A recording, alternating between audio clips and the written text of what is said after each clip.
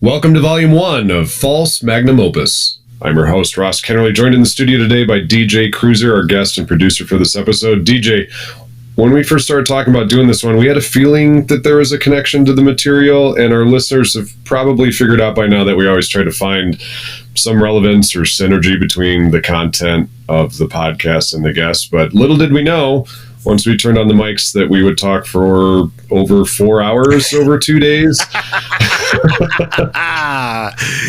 About growing up in conservative communities in the 1980s and our first experiences with rock music, and it really went in some interesting directions. And about once a month or so, we get to sit down and talk about sponsorship and movies. But what I didn't realize going into this one is that I hadn't sat down and talked music for at least a decade. So thanks for that. Yeah, my pleasure. They were good muscles to exercise. Yeah. So this is definitely one for us. It's taken us some time to get this into a listenable format, and we're going to split it into 2 episodes, which in retrospect, it kind of makes this like our version of Kill Bill, just in reverse order. So the first episode is a Midwestern, kind of takes its time to get there and lays the foundation for Volume 2, which is the fast-paced, hyper-stylized rockumentary on media and sponsorship in the 1990s. So due to all the above, we're going to use this episode to launch our YouTube channel, where we'll be posting excerpts that didn't make the final cut, but we thought were fun or informative or both. So head on over to False Market Value on YouTube to check out that bonus content. And in the meantime, we hope you enjoy Volume 1. Here we go. Party on. 5, 4, 3. Guys, stop counting. Welcome to False Market Value, a podcast featuring real-world conversation about fictional sponsorship from movies, TV, books, music, and other pop culture. I'm your host, Ross Kennerly, founder of Quant Sponsorship Consulting in Las Vegas. This episode is produced by DJ Cruiser from KSD Studios out of Fort Mill, South Carolina, who also happens to be this week's guest, my producing partner, DJ Cruiser. DJ, hey, welcome to the program. Hey. Thanks for having me, man. This is going to be fun. Yeah, I'm excited for this one. Wanted to do this with you specifically because you and I are pretty close in age, from the same generation, and feel like we share similar attitudes. I guarantee it.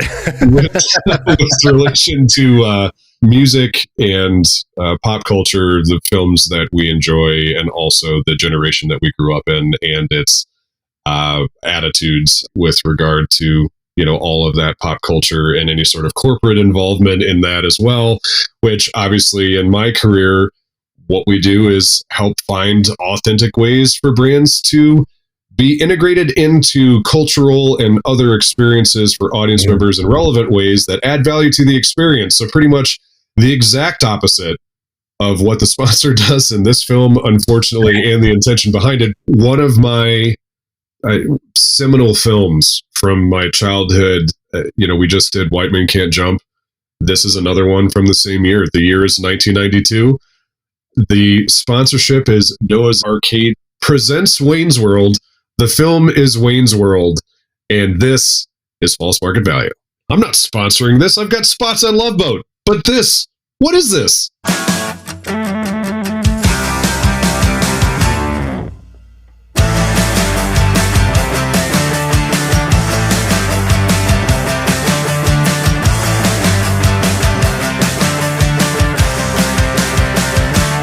DJ, give us a little bit of background into KSD Studios and your history as well.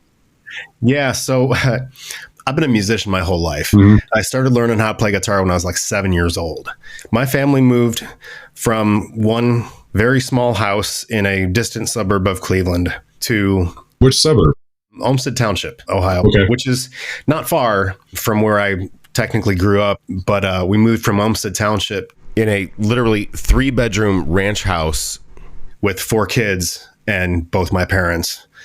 In 1994, we moved from there to a 5-bedroom, like 2,600 square foot, 3-bathroom house in North Olmsted, Ohio. Okay. With a basement. And we claimed the basement, me and my brother. we're like, man, we'd always wanted to like be in a band. We thought that was like, you know, glamorous and cool and whatever. Oh yeah, it sounds great when you're in your teens and 20s, like, oh, on the road all the time, traveling to various gigs, living out of your van. Sounds great until you do it. Well, yeah, there's that. So bottom line is that at the old house in Olmsted Township, we just didn't have any room for anything. Right. And now we are living in this great house with all this room and an entire basement that my brother and I saw it, and we're like, dude, this is going to be our band room. You're literally Wayne and Garth, right? Yeah, you almost, guys took over basically. your mom's basement. So I was 13 years old.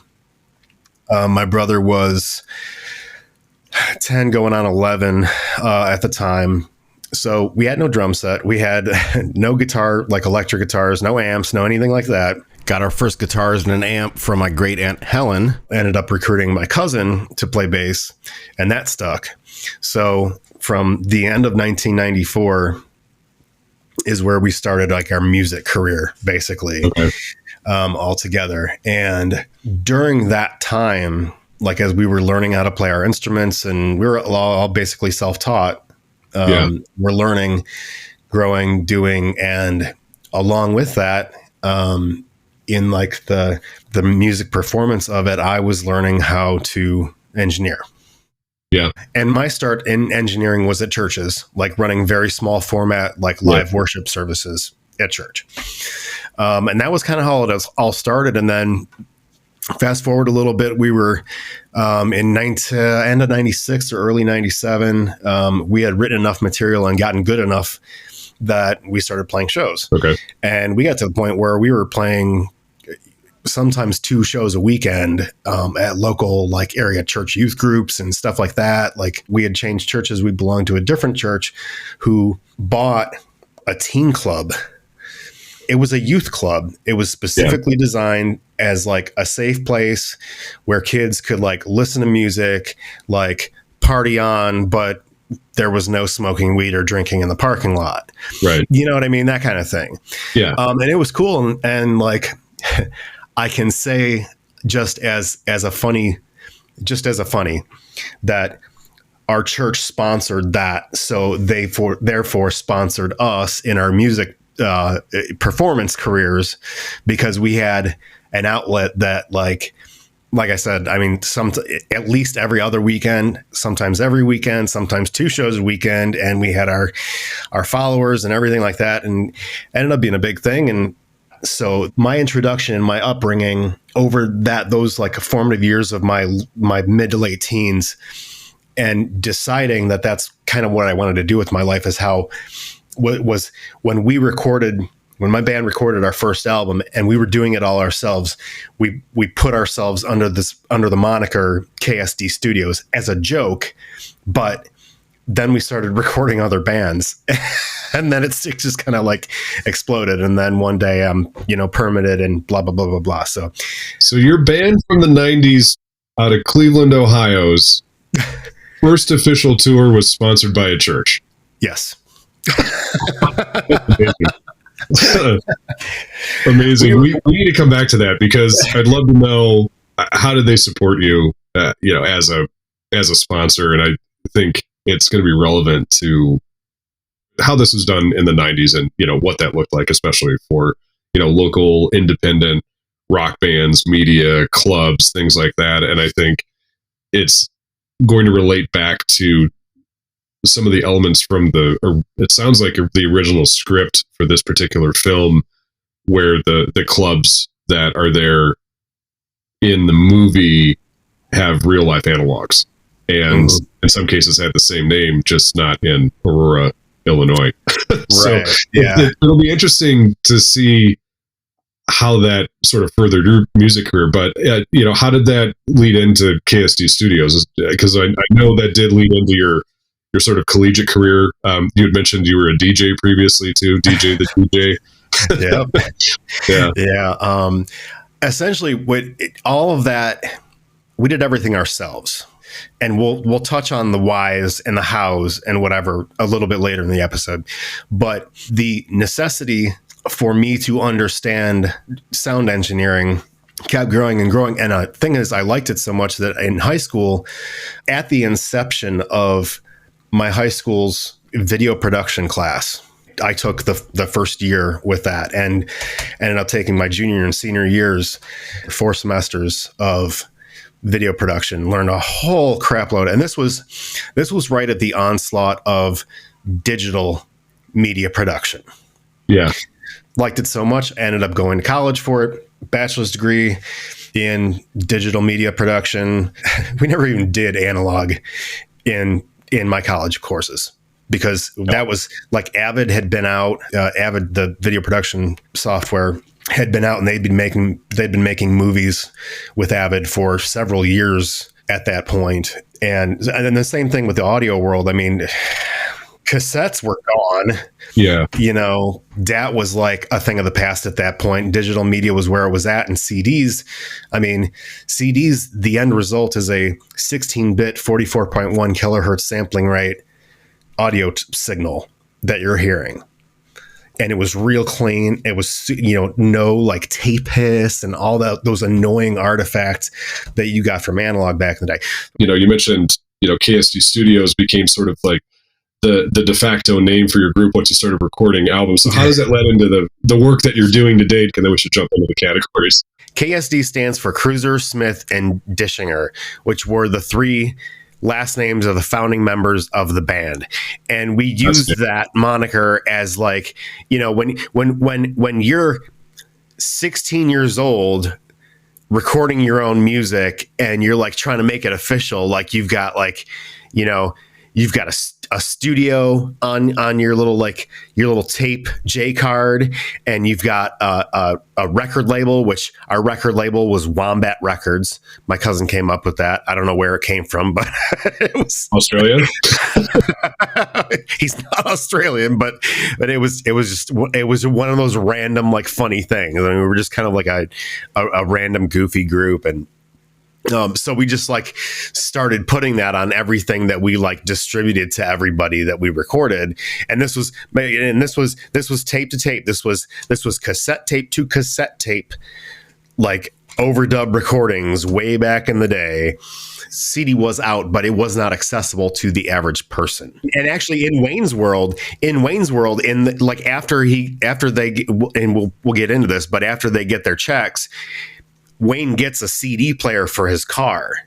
Yes. And I don't know if you picked up on that in the movie, but like that was in 1992, he would have been like a baller. I mean, he would have been like top flight if he had a CD player in his car. Yeah. Well, and he had a CD player Walkman attached to the dashboard. Right. Right. Exactly. I also had, but not until, 2000. Oh yeah, God, I was probably 19 before, or 20 or something. And that's the thing. Any sort of new technology, there's always this instant spike in value. I mean, iPhones in 2007 were astronomical, and there was like a handful of people that had them, and then they became more commonplace, and they're still expensive, but they made it more accessible through, plans and things through mobile carriers where you don't have to pay for the whole phone up front if you don't want to. And, they changed the model for how you pay for those things. But anyway, that's all part of how technology changes and devalues over time. And the thing that I love about media now and younger generations with their ability to just go find whatever. I think I mentioned to you when we were prepping for this podcast that, so I was in, I wouldn't call it a touring band, but I was the bassist in independent, self-produced instrumental metal band from Chicago. And we got into sort of the underground instrumental metal scene, if you want to call it that played at some of the similar bars that like that type of music, right? And we would sort of hit those up every single weekend. There's one that doesn't exist anymore called Quenchers, which is over on Western Avenue, not far from where I lived at the time, a little bit north of me in the city of Chicago, north of Ukrainian Village and like Division Street.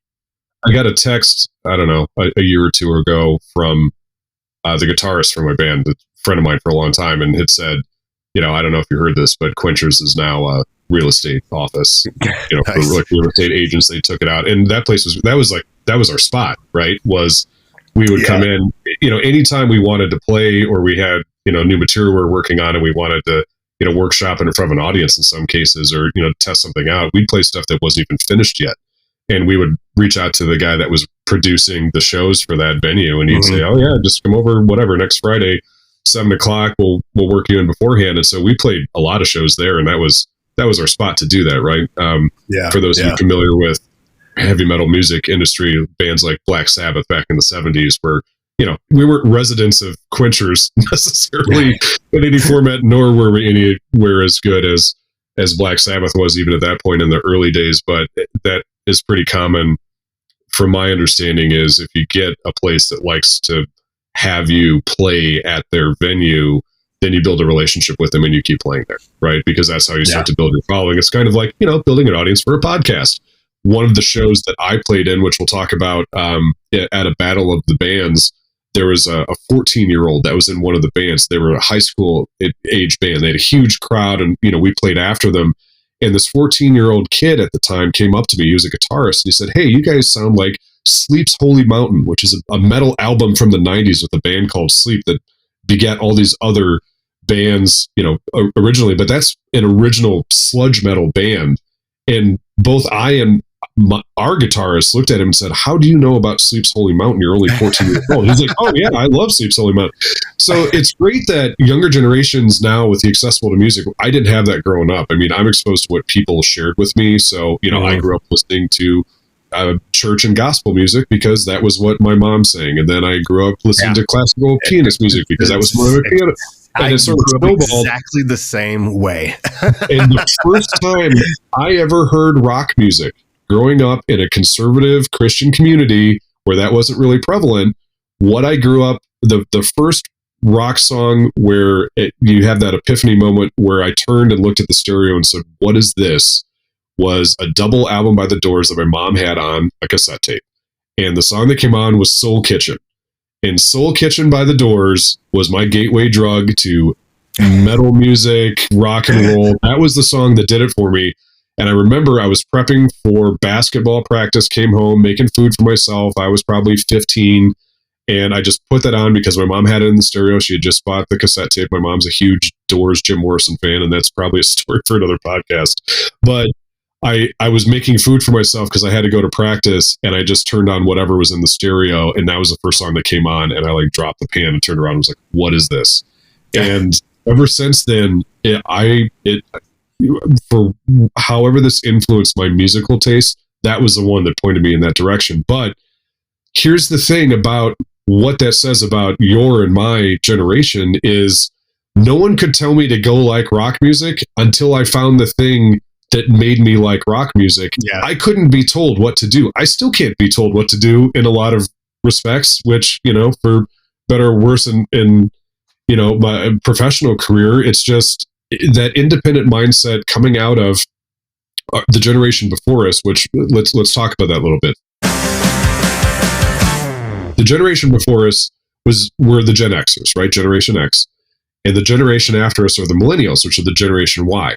Now, there's a funny article online, if people want to go research this, written by a millennial about this micro generation that was created specifically for you and me. And it's people born between 1977 and 1983. So yes, for those of you the jury is so out on this, though, because depending on where your source is, the official Gen X can go up to 82-ish, or it ends at the end of 79, which, again, just depends on who your source is. So this is very interesting as a micro. Well, and they push the micro generation start date, like you just said, they push that forward to 75. They push it back, later in the 80s beyond 83.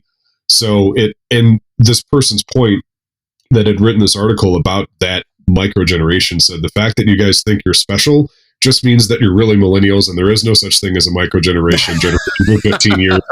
And he said, I as a millennial, we all think we're our own special snowflakes. So of course, you guys saying, no, we're a micro generation. We're not really part of the millennials or Gen X, just means that you're really millennials. But however you want to typify it, like the general age range, like you said, the dates get moved around and there's no official start and end point. But generally speaking, you and I fall in the Star Wars generation, literally, between the release dates of the first film and the last film in the original trilogy, which, as both the Star Wars fans. I was happy to see, and now I get to say that I'm part of the Star Wars generation, literally. I kind of like the way that sounds. Yeah, I think so. I agree.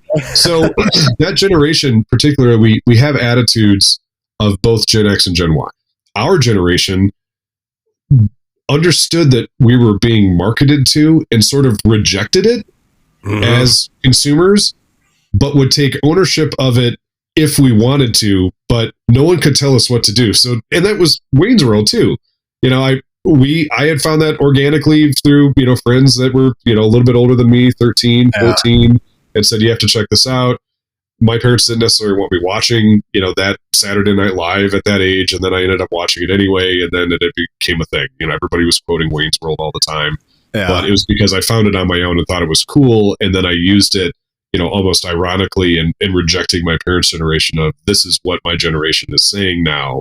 And that was something that, I had agency in, right? But the people that were making this content, they were Gen Xers. They had that sort of Gen X anxiety. And this is another thing that typified that generation.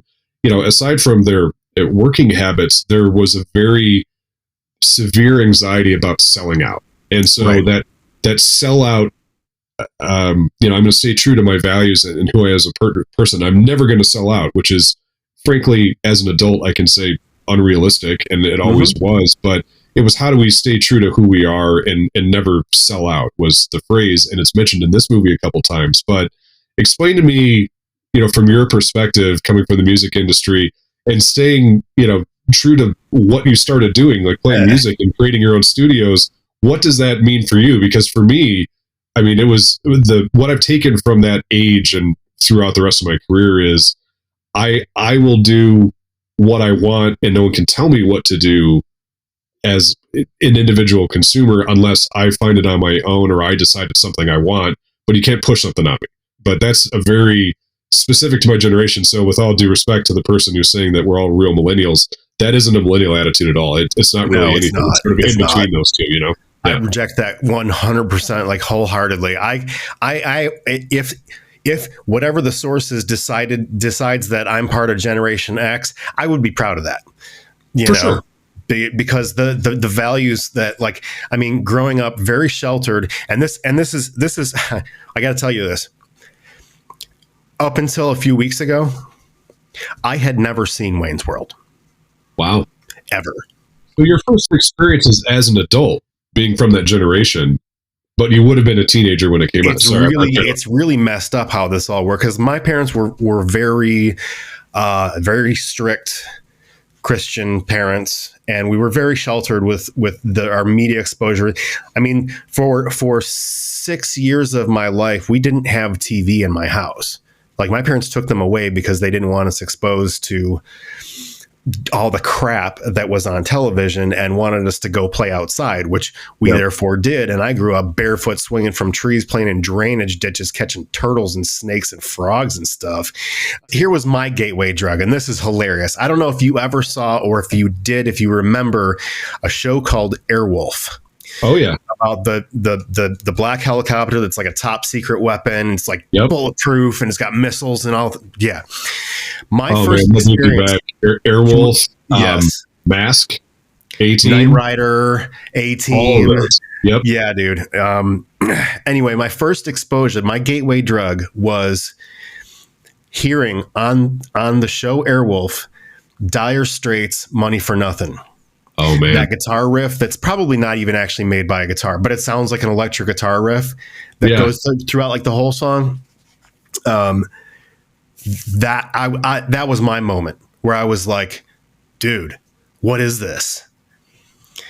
And I don't remember how old I was when I heard that, but eventually my parents came around and rock music became okay.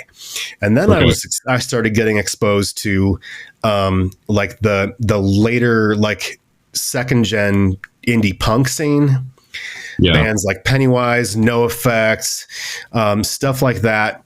And that was like, boom, that was it for me. Like, my uncle was in a very popular punk rock band that was like more kind of a new school punk rock band in the late 80s, very early 90s, called the band was called Whatever. Because it was one of those, like, they couldn't decide on a name. They're just like, whatever. So that became their name.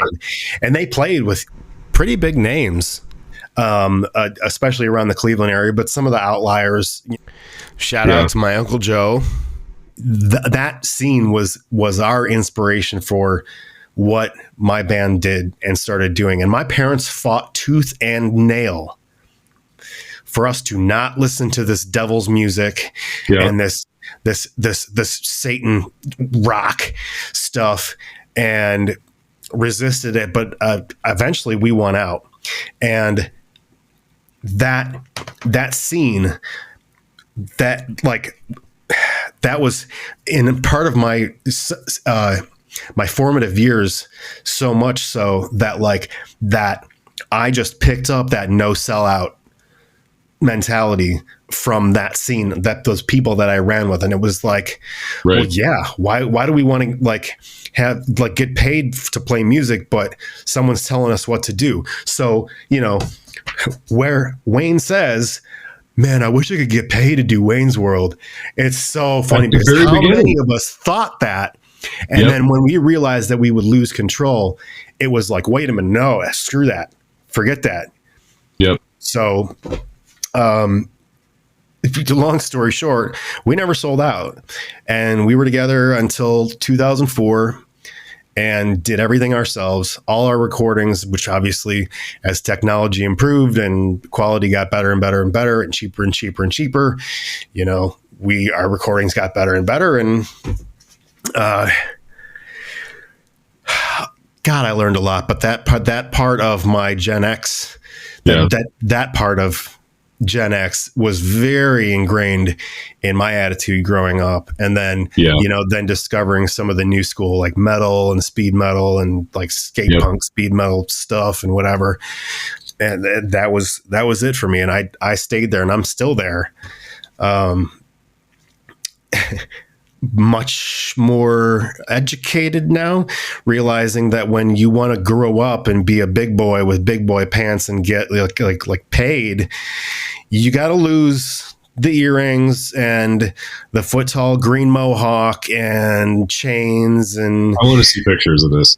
Oh, I will show you pictures of this. I mean, you can go on my my Facebook page has a music album in my photos. You can see it's okay. Yeah. Check that out. We'll have to go look. Maybe we'll post it with this episode. I wouldn't mind at all. What you just shared is something that I have for food for thought, and I want to come back to the idea of, Wayne at the start saying, I wish I could get paid for this. And then through the course of the movie, addressing from his perspective, and I think Meyer's perspective, writing the film, of what it means to get paid to do something that you love, and how that relates to both your career, my career, starting a podcast, and the importance of independent media. Because when we were initially, sort of exchanging ideas about that, what that means for what we're doing now, and then ultimately as it relates to the content of this podcast, how sponsors can integrate authentically, and it's sort of this recurring theme of everything, like what makes sense for sponsors? How do you make something successful when you're tying into not only people from our generation that are resistant to corporate involvement, as consumers, especially, younger, but then as you get older and realizing that,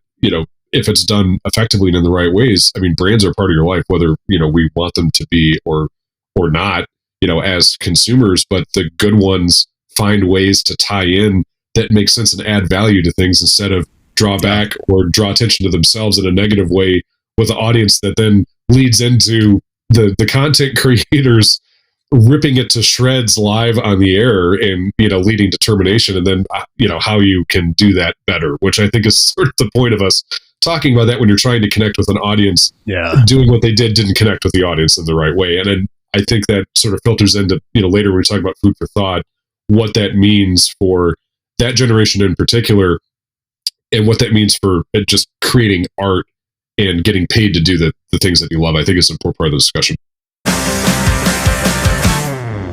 Do you feel overwhelmed about bills? Are you afraid to talk to an attorney? My name is Peter Francis Geraci. You can listen to my free 24-hour bankruptcy info tapes and find out how to get out of debt. You can also find out how to get a free phone mini consultation with me to see if the bankruptcy laws can help you. Don't be afraid to call. Listen to my free 24-hour bankruptcy info tapes now.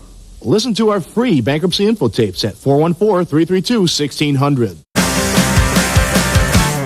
Given what we just discussed, how does that relate to Wayne's World? And more importantly, how does that relate to corporate sponsorship? And we promise that it's all relevant to... It is all relevant. It's relevant context to what we want to discuss. And I wanted to note, and probably should have noted at the top, that neither one of us are generational warriors. I've been in meetings where there's this is the difference between millennials and the generation I grew up in. And it's like some sort of qualitative judgment about younger generations. We're not like that. And right.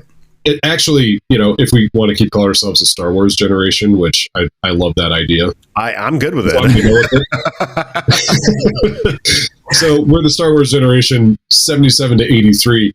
One of the characteristics of our generation that are in that time frame is that we share characteristics of both worlds, both Gen X and Gen Y, so we can appreciate both. And one of the articles I read in preparation for this was that we can tend to, translate between those generations because we understand both perspectives. And so when we're talking about that, the big difference is, for Gen Xers and for us in particular, is we understand the difference between an analog and a digital world because we grew up without, at least I did, without internet access up until I was almost like 14 before I got into computer programming classes in high school, which is all totally novel for me at the time.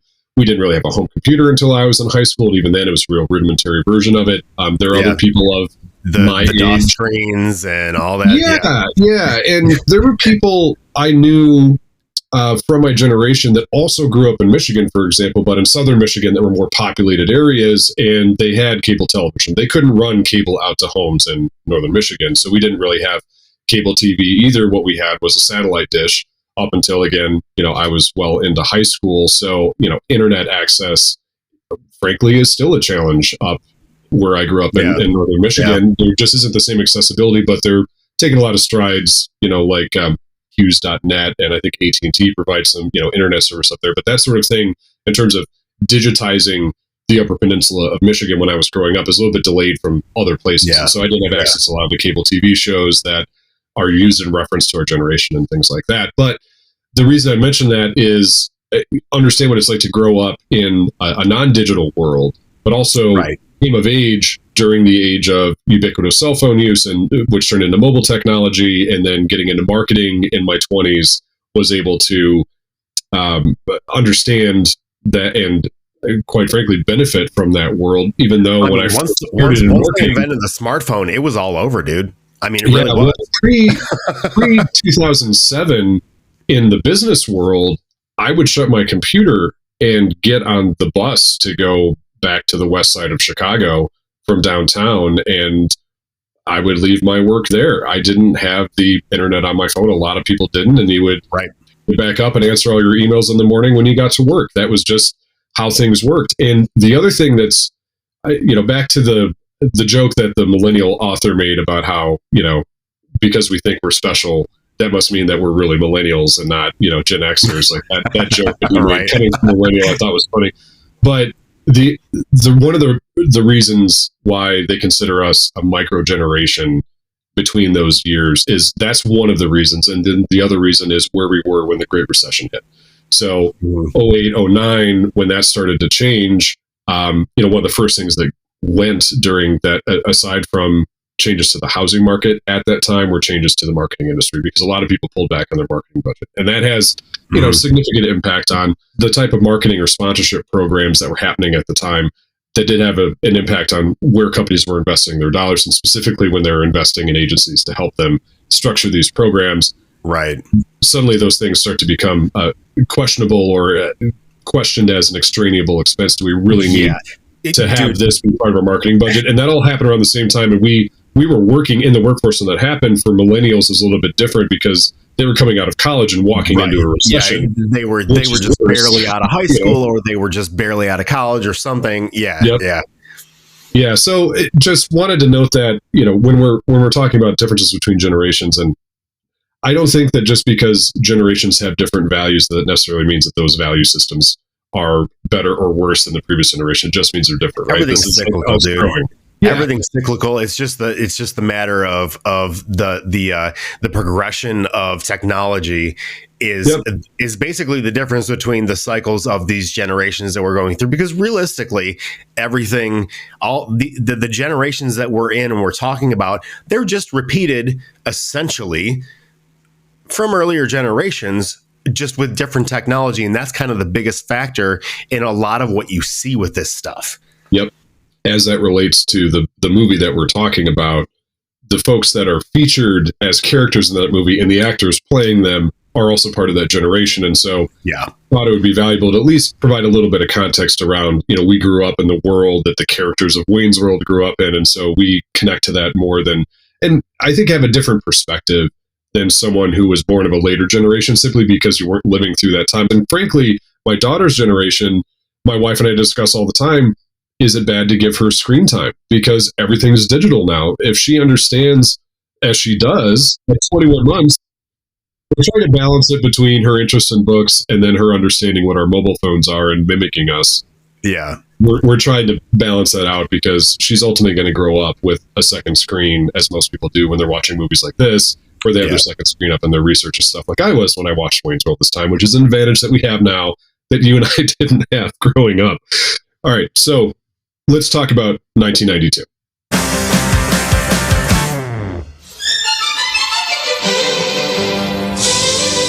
In this year of the Olympic Games, as the fever spreads through backyards and neighborhoods everywhere, Kraft Macaroni and Cheese, the cheesiest, will be there, helping to give your kids protein and complex carbohydrates for the energy they need to get through a tough day of training. Kraft Macaroni and Cheese, setting the training table for the 1992 U.S. Olympic team. And your hopefuls, too.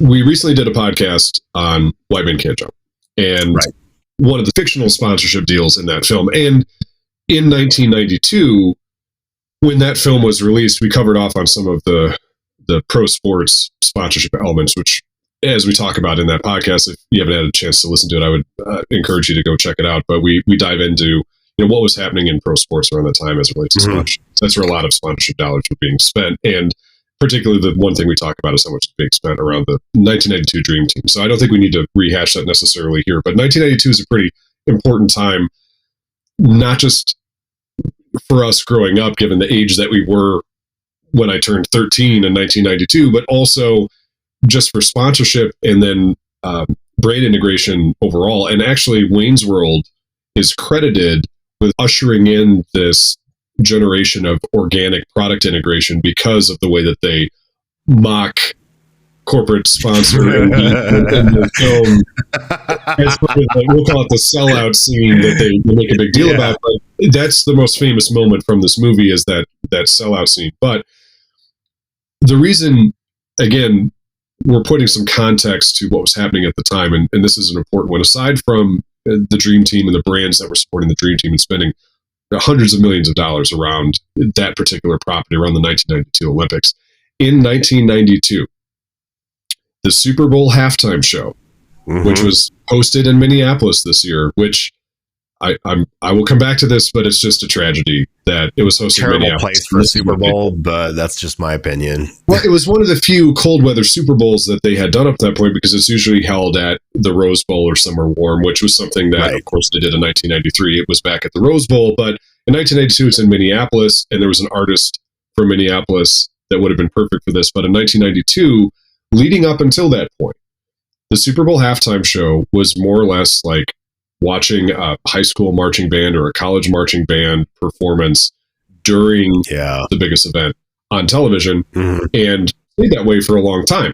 But in 1992, this performance was called Winter Magic, and it is notorious for being completely... it was not very exciting. Call it what it is, right? Let's call it lame. I'm not saying it was lame for 1992. It was lame for 1970. I mean, it was so out of touch with what consumers and football fans and where media was going in 1992. I mean, think about, if you watch this film, the things that Wayne's World is touching on in terms of corporate engagement and leading up to 1992. And you can find an article online. The Sports Business Journal did an interview with someone that was managing the halftime performances for the Super Bowl from the mid 80s up until the 90s. And he had said, like, it was really hard for us to get corporate interest around the Super Bowl halftime show because they didn't see the potential in it. They didn't really understand like how that elevated their brands. And when you go back and watch the 1992 Winter Magic halftime show, it's pretty obvious why, right? And I know a lot of money went into producing that, and it was this sort of holdover from this conservative era of football, and there was still this sort of perception of, we need to put on this sort of conservative halftime show. So in 1992, when that happened, okay, during that performance, In Living Color ran counter-programming that was more or less mocking the game of football, the people that watch it, the people that play it, etc., which was a popular show on Fox, which, as we talked about, and it's interesting that we're doing this one as our second podcast together. We had, in our introductory podcast where we talk about Unfrozen Caveman Lawyer, we talk about one, the history of SNL doing extremely effective fake brand marketing during their performances, including this film. They do a really good job with it. Yeah. But also, in terms of creating fake brands that sound like they're real, but also, tongue-in-cheek, mocking corporate branding. While we were recording that episode, there's a part where we talk about how the big three networks are the big three networks leading up into the 90s, and Fox is what it is today. Right. Like Fox is a football powerhouse on Sundays, and all that. As it relates to the NFL, big relationship. They're one of the most successful, if not the most successful public television networks today compared to where they were, 25, 30 years ago. Exactly. Yeah. Right. And they weren't there yet in 92. So Fox, which aired In Living Color, was trying to draw viewers away from the Super Bowl. And so largely considered a huge success because In Living Color lured 20 million viewers away from the Super Bowl during that halftime show with their sort of mock counter programming, and retained them. And so the next year, the NFL said, okay, we need to fix the halftime show for 1993. And the other important part of that is In Living Color's counter programming was sponsored by Frito-Lay. Winter Magic, no sponsors. So 1993 is Michael Jackson's performance. And if you go on YouTube and watch the 1993 Super Bowl, which is held in the Rose Bowl with Michael Jackson, it is lights out, first of all, because when he pops up on stage, he holds his pose for 2 minutes. And I don't even think you could do that today, but drew in the crowd and then it was right at the tail end of his Dangerous tour at the time. And that performance is widely regarded as completely changing the Super Bowl as you know today. And if you go back and watch what Michael Jackson's performance looked like in 1993, there is no comparison to what happened in 1992. But that performance now would be the best halftime show for the 2025 Super Bowl. I mean, it's incredible if you watch the whole thing. It holds up, and it's a shame because my favorite Super Bowl halftime show performance of all time is Prince. And Prince is from Minneapolis. They could have done this in 1992 with Prince, and Prince in 1992 would have crushed it. Would have crushed it. So anyway, 1992 changes the Super Bowl forever because in 1993 it's night and day, and 1993 is the modern era of what the Super Bowl halftime show looks like, and suddenly becomes a hot sponsorable property to the tune of $50 million a year that they're spending on sponsorship around the halftime show and creating something that's really unique. And it's all seems to be modeled after what they did in 93 around the Michael Jackson Dangerous Tour performance that's in the middle of the Rose Bowl. It all seems pretty similar. So every Super Bowl halftime show performance that you have seen over the past, what are we talking, 1992? So over the past 32 years, they all seem to be modeled after what happened in 1993. So that was a pretty significant thing to happen in corporate sponsorship around that time, because that gave birth to what is the Super Bowl halftime show. Yeah. The other thing that came out in 1993 is a piece written by a very successful producer's own right called Steve Albini. So Nirvana's Nevermind comes out, becomes the most popular album in America. It's running on MTV constantly. And Nevermind is a very critically reviled, overproduced album compared to what Nirvana sounded like live. And so the next album that they did was with Steve Albini in Electrical Audio Studios in Chicago. And what he did was strip it all back to something more raw, which is what Bleach sounds like back when they were on Sub Pop, which was their independent label at the time. And so now that is Steve Albini's sort of claim to fame in the music industry, and what he's perhaps questionably most well known for is his production of In Utero, but he's had a long and successful career. And he wrote this piece in 1993 called The Problem with Music, which he made very public, and is a very scathing indictment of the music industry. And so, DJ, when we first started talking about doing this, I said, I'm curious to know, as a music producer, what your thoughts are on what Albini has to say, and then how that relates to what the thing that popped to mind is he talks about what it takes to be able to call yourself a producer. And that's also a pretty scathing condemnation of, quote unquote, in his view, lesser music producers, or ones that call themselves music producers, but really aren't very good at it because they don't have any skill, or however he positions it in that piece. But I'm curious to know, working in that world, has anything changed since Albini wrote that? Okay. The short answer is 147,011 billion things have changed since Albini wrote this, but nothing has changed since Albini wrote this. Yep.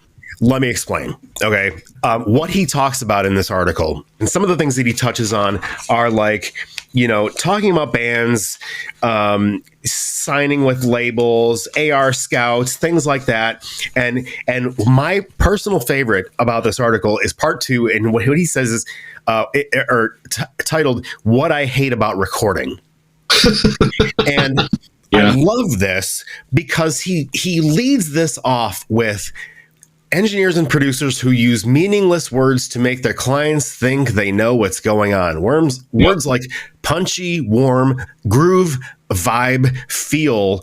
And he says, especially, and I echo this completely, especially punchy and warm. He says, every time I hear those words, I want to throttle somebody. And as an engineer and someone who's worked with countless bands over the last 20 years of my life, I also, every time somebody's like, man, I just want to sound punchy, or man, can't you warm that up a little bit? Like, you don't know what the heck you're talking about. You don't know what that means. Nobody really knows what that means. It's a feeling, and it's a personal feeling. And that's why it is so irrelevant to music production entirely. It doesn't, those terms don't have any relevance to music production whatsoever.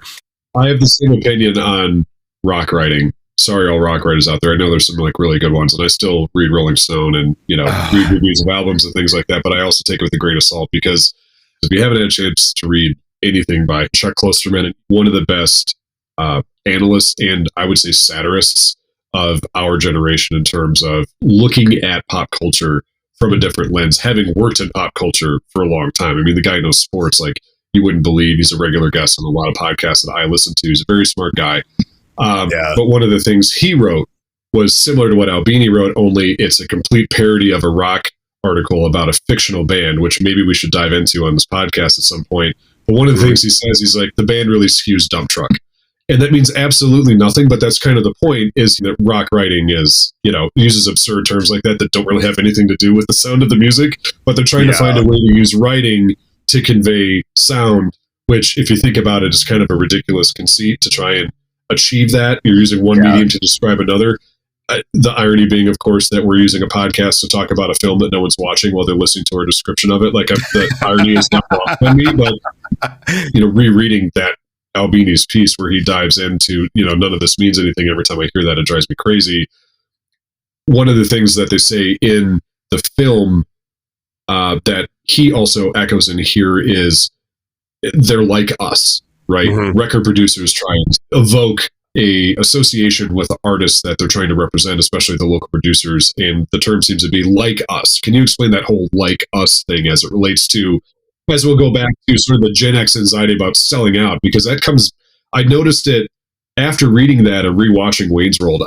That is very prevalent through the whole thing, where it's like, oh, this guy's like us, Russell isn't like us.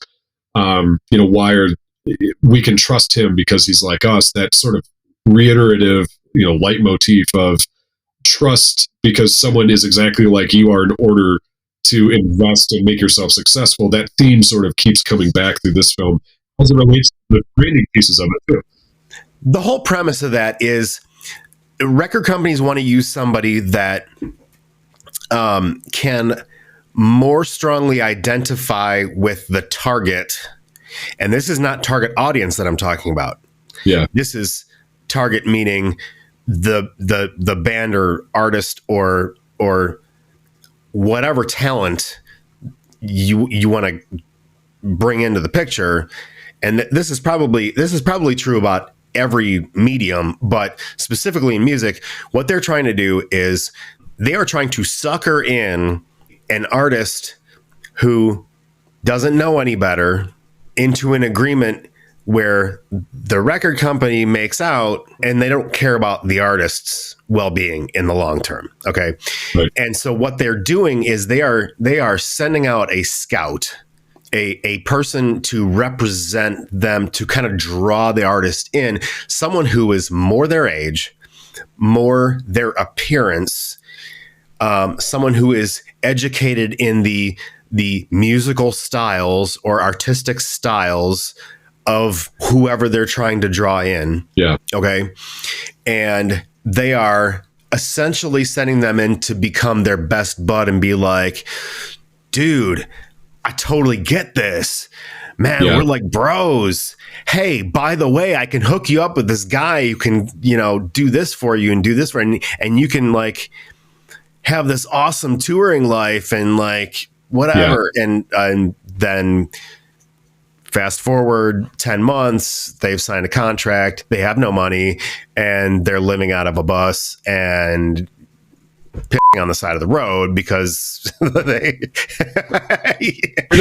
lost money. And that's one of the things he concludes with in that piece is, here's the balance sheet for a $250,000 advance for $1 million recording contract in 1993. Basically, everybody makes money on it. There's $3 million worth of albums sold, and then there's negative $14,000 left on the advance that the band is held to, and then they go into record album 2. Right? That's the first album that they're touring. Is the band lost money on it, but everybody else profited from it.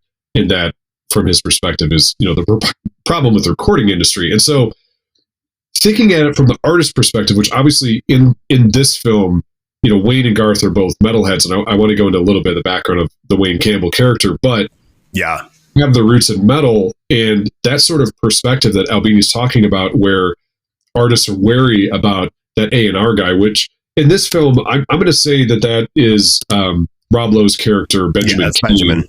Yeah. When he takes them and sits them down at the restaurant, which we'll get into the fake brands there, but he sits down with them, and that's what he tells them. He's like, "Oh, you guys are artists. You love what you do. I'm not trying to influence that, but here's 2 checks." Oh, I've got all your episodes on tape. Yeah, and I watched all that. He's trying to be that guy. He's trying to connect with them. Yeah, and we can come back to sort of Garth's reservations, where he breaks the fourth wall, which Wayne's always known to do in these films, and says, is this kind of off? Isn't this kind of strange? Yeah, he picks up on it, and Wayne has starry eyes, and sees that he's going to get paid to do this. But what Albini's describing is what I would consider the chief anxiety of this movie, which is cost of fame, right? Cost of doing something that you love and making money at it. And that anxiety, and as that relates back to our generational conversation. Right, exactly. Our generational. Exactly. Gen Xers had, speaking to just sort of characteristics of that generation, they get written off as being, materialistic simply because of, what the 80s were. And, a lot of people will go watch Wall Street and think that, Gordon Gekko is sort of the model for what a Gen Xer was of that time period. That's not necessarily the case, because there's also this sort of like anti-Gen X movement at the time. The folks that were called the slackers that were resistant to any sort of corporate marketing whatsoever. And so then coming into our generation, there was sort of that latent anxiety of, I don't want to do something just for money and sell out. I want to keep my integrity as an artist, but I also need to profit from what I've done. And what I will say for younger generations is that the influencer generation that we mentioned at the top, right? Like the Gen Zers, they figured that out, which kudos to you, because in our generation, there wasn't a medium for us to take that type of control over your artistry and profit from it, like you can with, YouTube and TikTok, and now they're tying brands into an individual, agenda where, well, this is how the music industry works now too, is that you have to build an audience before that A&R guy even shows up, because they're tying into a built-in audience. This is what it was like playing in Chicago as an independent band. It's a pay-to-play system. If you want to show up and you want to make any money at it, you have to bring your own audience to the venue. Yep. And then we'll charge them. Then we'll give you a percentage of the door. And that's how it worked for every single show. So I'll be honest, there were a lot of shows we didn't make any money on whatsoever. We would get people out. Hey, likewise. I mean, we didn't either. Over a certain amount, you don't make any money. And that's just sort of being a gigging band in a major city. That's how it works. You bring your own audience to bear on your future success, but you have to build it on your own before any sort of record label takes interest in it, rather than the good old days of, if you've watched That Thing You Do, where they sign you based on a single hit because they saw you had a performance. That leads into that anxiety piece. And I think it took us a minute, but we got to sort of the point there on what is sort of leading the development of this film. And I want to talk about Wayne Campbell as a character and as it relates to what we were just talking about in terms of subject matter.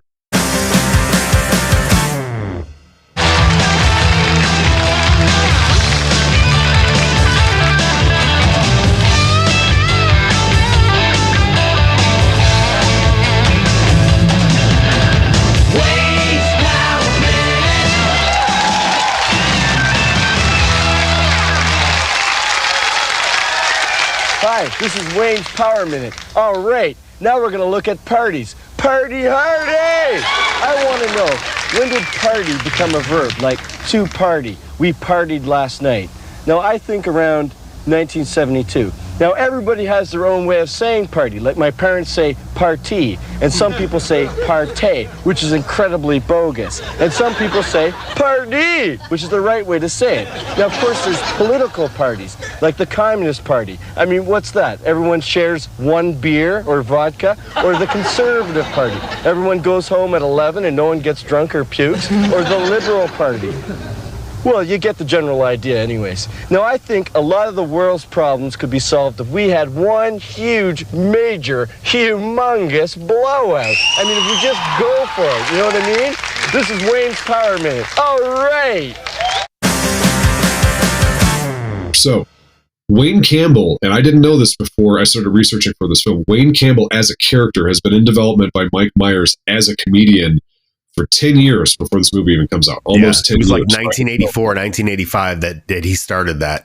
Yeah, and I will offer, started as a drop-in character on a show on a show about music, the Canadian version of MTV, which was called Much Music, and one of their VJs, which is like the Montreal, right?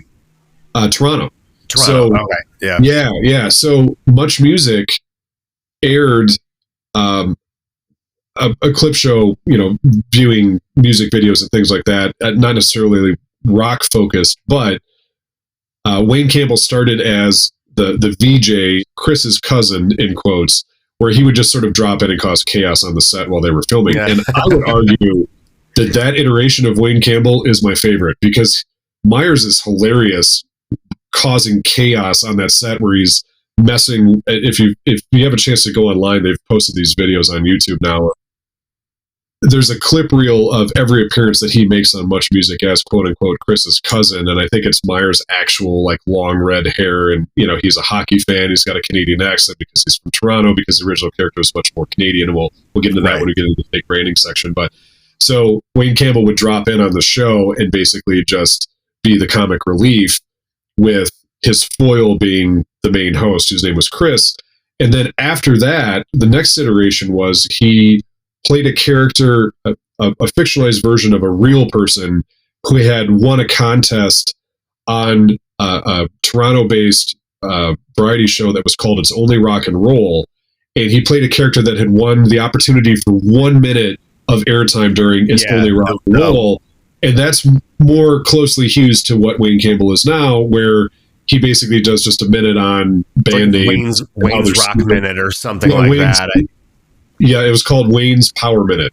And so he would come on for 60 seconds and just do bits like he did on Wayne's World in the show. And then when he started at SNL, Myers brought that character with him. And I would argue, as it relates to the setting for Noah's Arcade's presenting sponsorship of Wayne's World, where that's taking place in the context of the film, all relates back to where the character started when Myers first started developing, but he had been working on this for 10 years.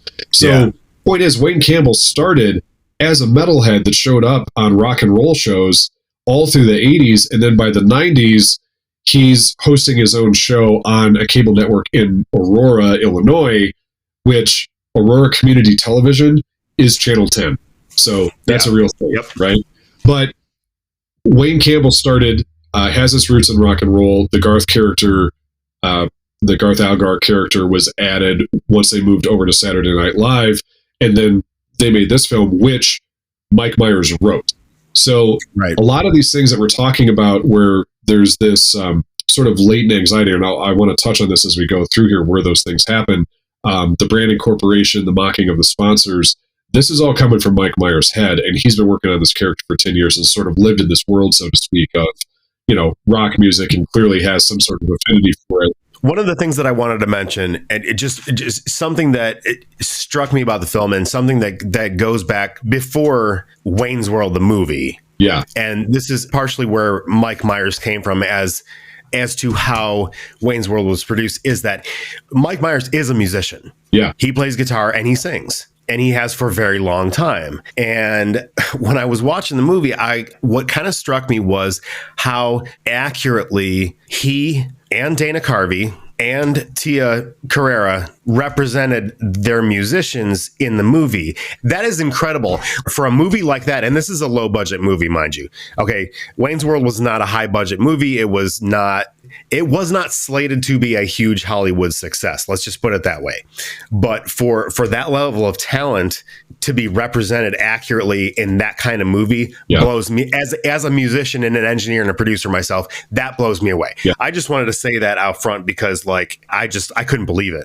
I was like, I think it is a good segue into Logo Soup, because I want to start with the fake brands. All right. So Crucial Taunt. Amazing band name. I can totally I didn't look them up. I doubt they're real.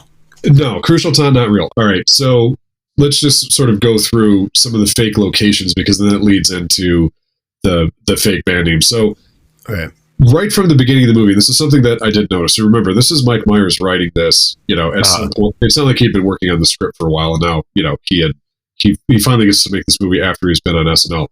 What I did not realize that really caught me off guard is it starts with Noah Vanderhoff at the start. But before you hear anything else, you hear Noah Vanderhoff pitching Noah's Arcade. And so the video games he mentions throughout the film are Xantar, Beowulf, Ninja Commando, Snake-Azon, which I don't even know what that is, Psycho Chopper, and then Desert Storm Commando. And Wayne says something like, oh yeah, tying into the recent skirmish in the Middle East. And he's like, yeah, absolutely. So Desert Storm Commando, I'm assuming it's like a version of, or sequel to Ninja Commando, whatever this game is, but he says they have two of everything. And Noah's Arcade, the bars and stores, there's two that I want to mention that are important. So we talked about Rob Lowe's character taking them out, and, you know, Garth gets the ridiculous like pina colada drink or whatever he has. But it's so that bar is called Daddy-O's, which is a fake bar. At the very beginning of the film, when Rob Lowe's in bed with the woman that he picks up at a bar called Shakey's, when they're sitting there and watching Noah's Arcade ad in the, you know, early morning hours, there's one that I want to call out. It's actually a real brand, okay, and it shows up as an ad at the very beginning of the movie, and this speaks to some of the, you know, the truth in advertising, or the truthfulness of the advertising they represent on film, and that's Empire. All right, so so when I first moved to the city, like, it sounds like you've had this experience in perhaps in your career just being a musician, but I worked in bars for a long time, you know, as specifically working security in bars. And so I get home in the middle of the night, and so 3:00 in the morning, the only thing you had was, you know, regular television. When I had first moved to the city, I hadn't had my cable set up or whatever, and the late night channels in Chicago would run, you know, infomercials in some cases, or old episodes of Will and Grace at 3:00 in the morning. And I would sort of watch that to unwind after, you know, working security at a nightclub. Yeah. You know, this is like 203, but the ads that would run in the middle of the night were Empire. And anybody that's from Chicago knows exactly who that guy is. I don't think he's around anymore, but those ads are synonymous with Chicago. That and Peter Francis DeRacy, shout out to all my fellow Chicagoans that know who Peter Francis DeRacy is. He was an attorney that had the most wooden advertising performance of all time. I don't know why they put him on camera early on. Like, he got better, 10 years later when he would do his ads, but I mean, the dude was frozen in his ads for his own law firm, and it was sort of widely mocked. I knew somebody that went as Peter Francis DeRacy for Halloween one year. I mean, it was that big of a thing. And a lot of people went as the Empire carpet guy, right? So everybody knows the jingle. Empire's a real thing. I just wanted to point that out. And it shows up right after Noah's Arcade as she's flipping channels. So I thought that was a nice little touch. Stan Mikita's Donuts, not a real place, but and actually not in Illinois. The place where they filmed that is in California, in the LA area, and Stan Mikita is a Canadian that played for the Chicago Blackhawks. So also dating back to Meyer's Canadian roots. Yeah. And the most specific one on that list is Gasworks. So Gasworks, in Meyer's original script, which I believe was set in Toronto, Gasworks is a real place, but in Toronto, not in Chicago, or in Aurora. And I only mentioned the nightclub, background when I first moved to Chicago, because Meatloaf plays the bouncer at Gasworks, and he's the one that's listing off the big band names. So Meatloaf lists off 3 bands' name. One is the Jolly Green Giants. The second one is the Shitty Beatles. Are they any good? No, they suck. He's like, oh, so it's not just a clever band name? It was great. Oh, it makes me laugh every time. I had to rewatch that just because I still get a laugh out of it. And then is Cassandra's Tia Carrere's band is Crucial Taunt. Right. And Crucial Taunt, and here's my question for you. I can tell you, having been to some metal shows in Chicago area, not just in downtown, but in surrounding areas and north part of the city, and like these clubs that we would play in. Even in 1992, would Crucial Taunt be playing at Gasworks? Because that looks like it's a metalhead bar, and she's on stage playing kind of like 90s alternative indie hits, and it seems a little soft in terms of the music style for that to be at a metal bar. I was curious what you thought about Crucial Taunt following the shit Beatles at Gasworks on the night they go visit that. All right, so there's a certain amount of context that I think we may collectively be missing from this, because me personally, and probably you too, metal means a little bit different something to us maybe than it meant to them. I think is kind of there's a little bit of loss in translation there, because metal to me is like Dream Theater, As I Lay Dying, Lamb of God, and if you want to go early, then like you could call Alice Cooper, whose appearance in the film is incredible, by the way. You could call that metal, but that's like early metal, and like Black Sabbath or Ozzy or whatever iteration of that. And if you really want to dig into it, you could call AC/DC metal if you really want to, but they're not. It's just a lot of that I consider classic rock, and that's kind of at that point, just because of the nature of the attitude. Really, more than anything else, is what made it metal. And that is probably why Gasworks is considered a metal bar, and why Tia Carrere and Crucial Taunt would have played there.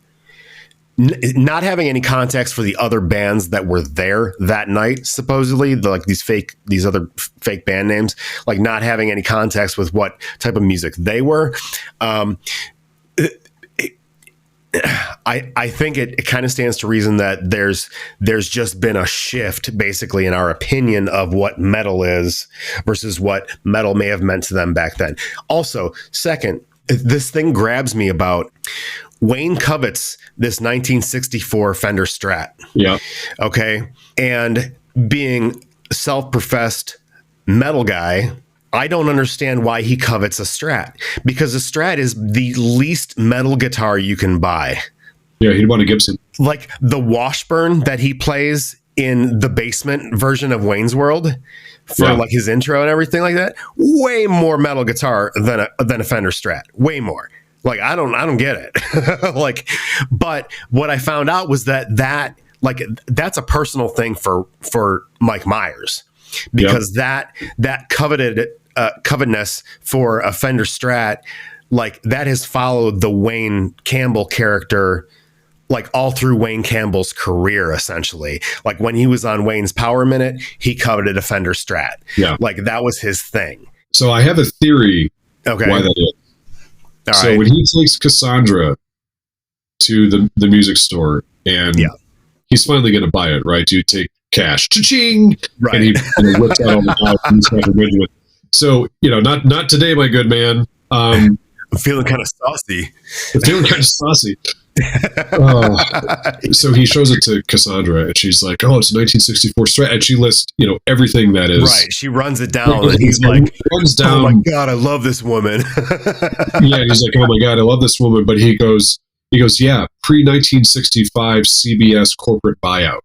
Right. Is what he says to her. So I looked this up. So the reason why the 1964 Strat is important is because 1965 was the year that Leo Fender sold his company to CBS for $13 million. So if you look this story up on Reverb, they break it down, but $13 million at the time was $2 million more than CBS paid for the New York Yankees in 1964. So in 1965, because I heard that, and it's just sort of like a one-off line that he throws out there, but as it relates to Wayne Campbell and Mike Myers and the context of the film and everything we're talking about, with the Gen X anxiety of selling out, in 1965, Leo Fender sells his guitar manufacturing company to CBS, which then starts mass producing Fenders, and they're widely considered to be of lesser quality once they became corporate owned. Yeah. And so he wants the 1964 because it hasn't been corporatized by CBS yet, which is why he worships that guitar. And in music history, at least in the history of rock and roll, it's considering sort of this. It becomes this flashpoint where everything for Fender changed, and every guitarist playing Fender guitars considers that to be the moment where the guitar, anything produced after 1965, because it's mass produced. If you look up this article, they'll break down exactly what changed between the 1964 and the 1965 Fenders. Yeah. So I'm sure the wood changed, the neck changed, the fretboard changed, the frets themselves probably changed, the pickups probably changed, everything probably changed. Oh, the markers on the neck changed, the layers of coating that they put on the pick guards. There's a whole list of litany of things that changed in order to mass produce the Fender. But my point is, he wants the 1964 because 1965 is the year that Fender sold out. They sold out.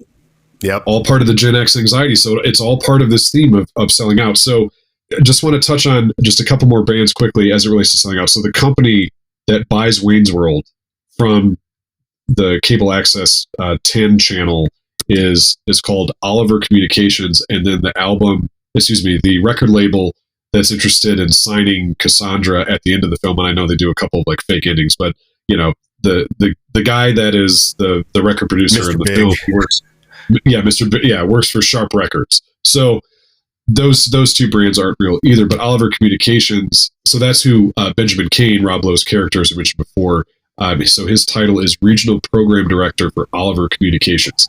Mm-hmm. And so the other thing I wanted to look at for Oliver Communications, there's a couple exterior shots. One is when they go to steal all the equipment so they can go, they steal all their gear, Garth and his crew does, while Wayne goes to get Cassandra. They steal all the gear, and they're going to go produce this television show back in Wayne's basement, but they have to go get everything out of Oliver Communications, and they shoot an exterior shot of that. And there's also a shot when they first meet with Noah Vanderhoff.